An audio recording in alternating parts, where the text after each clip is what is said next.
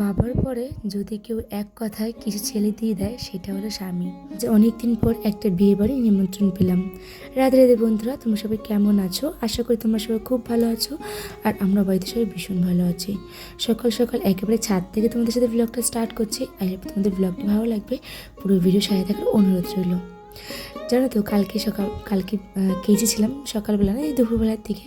হাজব্যান্ডের তো ছুটি আছে, তো একটু কাচতে কাচতে বেলাই করে ফেলেছিলাম। কেননা যখন হাজব্যান্ডের ডিউটি থাকে তখন অত কাচাকুচি ঝামেলাটা আমি রাখি না, যেহেতু হাজব্যান্ডের ছুটি সেই জন্য বেলা করে কেচেছিলাম। তো সেই কাঁচা তো হালকা একটু ভেজা আছে, মোটামুটি 1-1.5 ঘন্টা রোদ পেলে শুকিয়ে যাবে। তো সেই জামা প্যান্টগুলি এখন ছাদে মেলতে চলে এসেছি। জানো তো ছাদে এই দড়িটা টানানোর পর দড়িগুলি এত সুবিধা হয়েছে তোমাদের কী বলবো। তো এখানে মেজো যার আমি মেলি, আর এখন তো এই ছাদে কেউ ওঠে না, ছোটো দেয় ওরা তো ওরা এবেই থাকে না, ওরা তো নতুন বাড়ি কিনে চলে গেছে। আর বড় ভাসুরদের তো ছাদ আলাদা টোটালি, আর এখানে আমি আর আমার মেজো যার জামা প্যান্ট মেলি।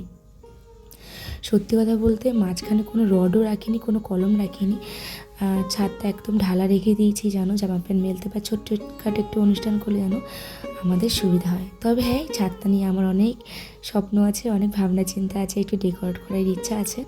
তবে সবটাই তোমাদের সাথে আস্তে আস্তে শেয়ার করবো। প্রচুর জামা প্যান্ট কালকে কেচেছি জানো তো, ওই যে রং খেলা গেল সেদিন, তো রং খেলা জামা প্যান্ট নিয়ে অনেক জামা প্যান্ট ছিল। শরীরটা আমার না কদিন ধরে খুব একটা ভালো ছিল না, তার জন্যই কাচতে পারিনি। কিন্তু কালকে আমার শরীরটা ভালো লাগছিলো দুপুরের পরই, মানে মোটামুটি 1:30টা নাগাদ, তখন ভাবলাম না, শরীরটা যখন আমার এখন ভালো আছে আমি কেচে নিই, এরপর শরীর ভালো লাগবে না, করতে ইচ্ছা করবে না, তার থেকে এখন যখন শরীরটা ভালো লাগছে এখন কাজাগুলি কেচে নিই। 2 বালতির উপরে কেচেছি জানো তো, মোটামুটি 3.5 বালতি জামা প্যান্ট ছিল। তো 1 বালতি জামা প্যান্ট এখনও রয়েছে। ওই যে হাজব্যান্ডের 2টো জ্যাকেট, একটা বেড কাভার, একটা জিন্সের প্যান্ট, এইগুলি হচ্ছে আমার হাজব্যান্ডের রয়েছে। আর সব ছিল, আর যা ছিল সব কেচে নিয়েছি। কী বলো তো, ওই জামা প্যান্ট 2-3 দিন থাকলে না বাথরুমে, তখন থেকে একটা ড্যাম গন্ধ হয়েছে, জামা প্যান্ট একটা উগ্র গন্ধ, সেটাও পাই।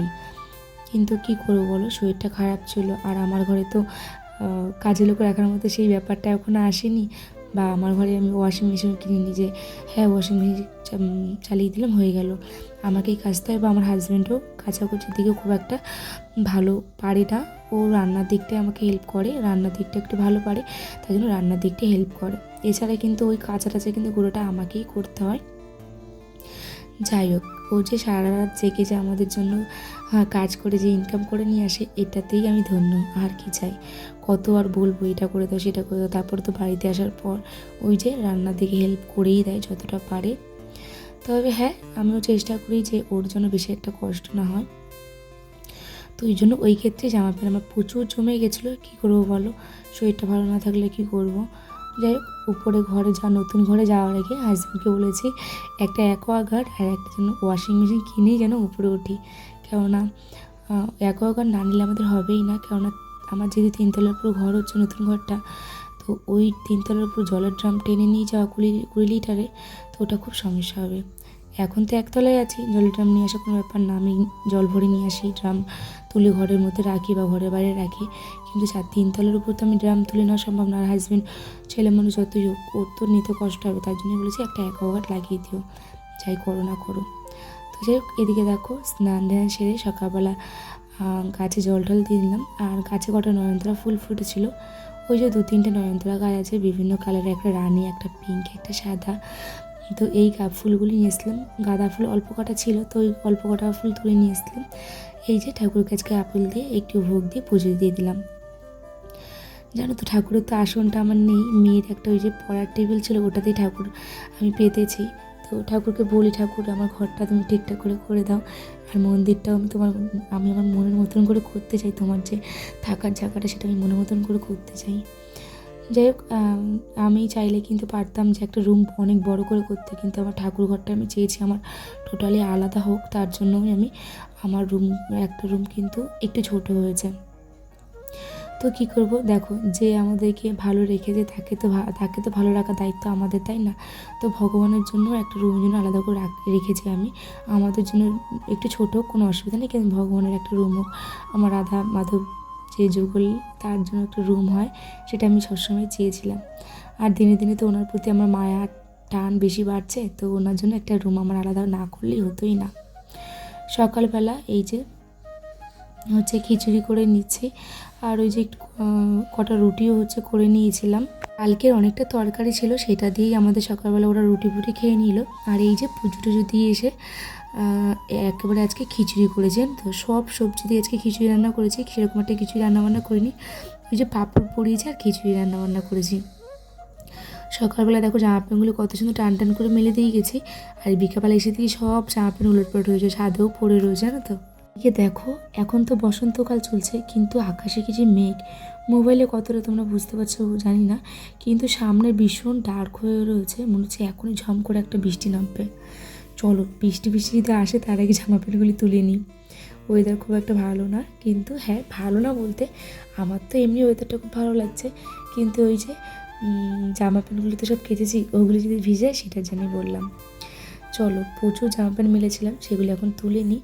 আর যেহেতু মেয়ের এক্সাম শেষ হয়েছে এই 6 তারিখে, তো 6 তারিখে এক্সাম শেষ হতে মেয়ের স্কুল ড্রেস পিটি ড্রেস সব কেচে দিয়েছি। স্কুল ড্রেসটা তো মানে যেটা হোয়াইট ড্রেসটা, যেটা কমন ড্রেস, সেটা তো লাগবে, সামনের বছর মনে হয় ক্লাস 3তে উঠছে।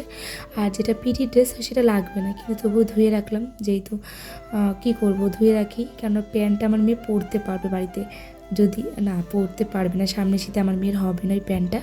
যাই হোক কেচে তো রেখেছি, যেহেতু মানে সপ্তাহে একটা দিন পিটি ড্রেস পরে শুক্রবার করে, তো যাই হোক কেচে টেচে রেখে দিলাম, আর জামা প্যান্ট নিয়ে নিচে চলে এসেছি। হাজব্যান্ড হচ্ছে ঘুমোচ্ছিল, আমি তো ঘুম থেকে উঠে ছাদে চলে গেছিলাম মেয়েকে নিয়ে। আমি না ঘুম থেকে উঠে গেলাম, মেয়ে দেখি ফলো করি ব্যাপারটা, যে মেয়ে ঘুম থেকে উঠেই যায়, কোনো সময় দেখি না আমি ঘুমানোর পর খুব একটা ঘুমাই, ওই সকালবেলাটাও ঘুমায়, কিন্তু বেশিরভাগ টাইমে উঠে যায়। যাই হোক মেয়ে আমার সাথে সাথে ছাদে গেছিলো, হাজব্যান্ড ঘুমাচ্ছিল। জানো তো আমার হাজব্যান্ড কিন্তু রাতের থেকে দিনে কিন্তু ঘুমায় বেশি বাড়িতে যখন ছুটিতে থাকে, তো বিকেলবেলা টাইমটা একটু বেশিই ঘুমায়, আর সকালবেলা খুব একটা ঘুমায় না, কেননা ওই যে ওর সারা রাত জাগার অভ্যাস, ভোরবেলা তো জেগেই থাকে, কিন্তু ওই যে দুপুরবেলার দিকটা বা বিকেলবেলার দিকটাও একটু ঘুম পায়, অভ্যাস হয়ে গেছে না, তো ও রাত্রে জাগতে জাগতে ওর অভ্যাস হয়ে গেছে মানে রাতে জাগা দিনে ঘুমানো, আমাদের থেকে উল্টো হয়ে গেছে। যাই হোক এদিকে দেখো আমি মানে বিছানা ঝেড়ে ঘর ঝাড় দিয়ে এই যে নাইটিটা চেঞ্জ করে নিয়েছি। তোমরা আবার ভেবো না একই নাইটি পরে আছি, ভালো করে দেখো আমার দুটো হলুদ করে নাইটি আলাদা আলাদা, কিন্তু নাইটি চেঞ্জ করে এই যে তুলসী মঞ্চে প্রদীপ জ্বালিয়ে দিয়েছি, আর সাথে ধূপকাঠি। তো সেদিনকে একটা পাইনঅ্যাপেল ফ্লেভারে একটা ধূপকাঠি নিয়েছিলাম, প্রদীপটা মানে ধূপকাঠিটা জ্বালালে এত সুন্দর গন্ধ হয়ে যায় ঘরটা, তোমাদের কী বলবো। আর দেখবে সন্ধ্যেবেলা একটু ধুনো, একটু গন্ধ, ধূপকাঠি এগুলো না ভীষণই একটা পজিটিভ ভাব দেয়, ভীষণই ভালো লাগে আমার। আর ধূপকাঠি বলতে এখন তো কাঠিওয়ালা কোনো ধূপকাঠি আনি না, নর্মাল যেই ধূপকাঠিগুলো সেগুলো আনি, কোনো কাঠি দেওয়া ধূপকাঠি আনি না, কারণ কাঠিগুলি তো বাঁশের হয়, আর আমাদের তো যেহেতু বাঁশ পোড়াতে নিই, মানুষ মারা গেলে বাঁশ পোড়ায়, তার জন্য আমি কাঠি আনা বন্ধ করে দিয়েছি, কাঠি আনা ধূপকাঠি। চলো সন্ধ্যেবন দেওয়া হয়ে গেছে, আর এই যে এখন একটু করে নিচ্ছি কফি। তো যে তোমাদের বললাম বিয়ের একটা নিমন্ত্রণ আছে, সত্যি কথা বলতে জানো তো এতদিন মাঝখানে বলেছিলাম যে বিয়ে আর নিমন্ত্রণ পাই না, আমাদের বাড়িতে এত লোক, তাই জন্য বিয়ে এত নিমন্ত্রণ করে না, সবাই ভয় পায়, এইটা আমি বলেছিলাম মাঝখানে, কিন্তু পরপর দুটো বিয়ে বাড়ি আমরা নিমন্ত্রণ পেয়েছি। মাঝখানে একটা পেয়েছিলাম, সেদিনকে আমি ভিডিও শ্যুট করিনি, শরীরটা খুব খারাপ ছিল, রাত্রিবেলা হট করে বিয়ে বাড়িতে চলে গেছিলাম, আর বিয়ে বাড়ি আমার যাওয়ার কথা ছিল না, শরীরটা ভালো লাগছিলো তো হট করে চলে গেছিলাম। আর এই বিয়ে বাড়িটা আজকে একটা বিয়ে বাড়ি রয়েছে, তো যাই হোক, কিন্তু একটা কথা হচ্ছে মেয়েতে তো দেখবে যতই শাড়ি কাপড় তবু মনে হয় যে নেই, এটা কথা, অনেক শাড়ি কাপড় আছে, কিন্তু ওই যে এক শাড়ি পরে কতবার বিয়ে বাড়ি যাবো আর কত ফটো তুলবো, এইটা কিন্তু একটা ব্যাপার আছে। আর দেখবে যারা ডেইলি ভ্লগ করে তাদের কিন্তু এক শাড়ি পরে তুমি কত বিয়ে বাড়ি যাবে। তো যাই হোক, একটা শাড়ি আছে যেটা ব্যাঙ্গালোর সিল্ক বলে একটা শাড়ি কিনেছিল, সেই শাড়িটা আমি এখনও পর্যন্ত পরিনি, মোটামুটি 1.5 বছর 2 বছর হয়ে গেছে শাড়িটা কিনেছি। তো ভাবছি সেই শাড়িটা পরে যাব। শাড়িটা না ফলস পিকো করেছি না ব্লাউজ বানিয়েছি, কিছু করিনি।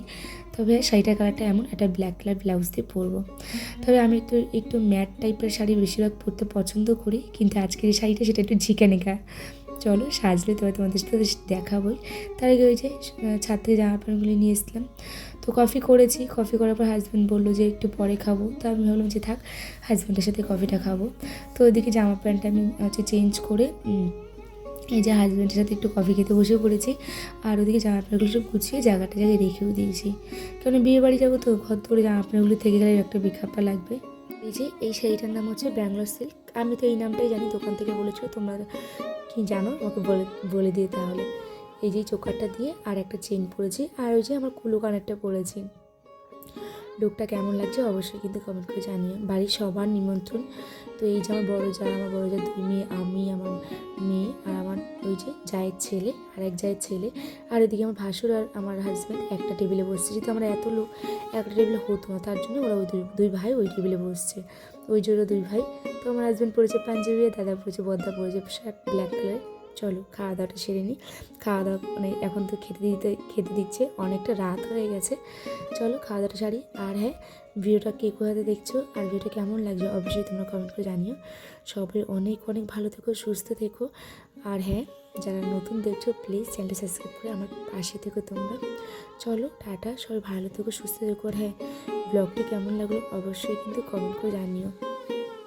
এদিকে একটা কথা বলতে ভুলেই গেছি, ঘন্টু জানো তো, যে আমার আর একটা জায়ের ছেলে, ও যে খেতে বসেছিল আমার বড় জায়ের পাশে, ওই যে লেবু প্রথমে দিয়েছে, ওই লেবুটা নিয়ে ওই এমন করছে, মুখে বাবা দিচ্ছে, আর টকের জন্য মুখ চোখে কেমন করছে, এটা দেখে সবাই ভীষণ হাসছিল।